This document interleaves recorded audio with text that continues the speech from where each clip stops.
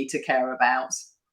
Definitely. So when you're talking about finding purpose, finding meaning within your career, how does somebody do that? Do you have some sort of an equation to figure out what our strengths and what our purpose is?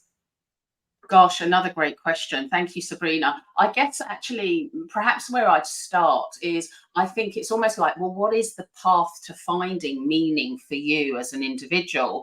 And it can be different. So for some people, meaning is like a core value, and maybe it's been developed from a very early age. So it might be like within a family, you know, justice and fairness is really important. Oh, okay, I now embody that, and I also think that, you know, justice and fairness is important, so therefore how can I support that within my career? But it's not just that, because sometimes, like, let's say I did have this when I with one of the people that I interviewed for the research project, is, you know, justice and fairness is important, so I become a lawyer. But actually that's not how I'm spending my days. You know, what I thought was a career in order to help me with that value is not actually something that's important to me.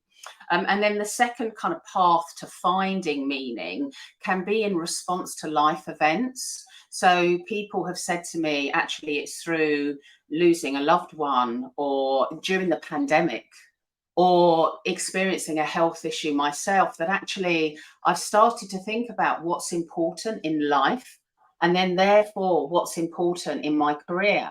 And I find that really interesting, because it's almost like a career isn't as separate from life as it used to be before.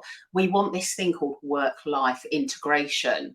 How can a career not negatively impact whether I want to have a family, whether I want to spend time with relatives, whether I want to follow passion projects? So I want to feel things like challenged in my career. I want to grow. I want to feel that I've got connection. They're all examples of what people may say a meaningful career is. And there is commonality, which is usually it's that I'm making a positive impact on something bigger than myself, whatever that looks like. But within that, there can be a lot of variety. For one person, they want balance. For somebody else, they're looking for challenge.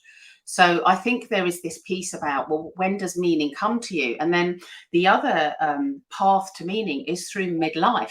So midlife is between, say, 45 years old and 60, but some people will say, but actually there's others where they say it's actually coming in from about 35 years old, where you say, actually, I've got life experience. I have a degree of confidence in terms of what I'm bringing to the table.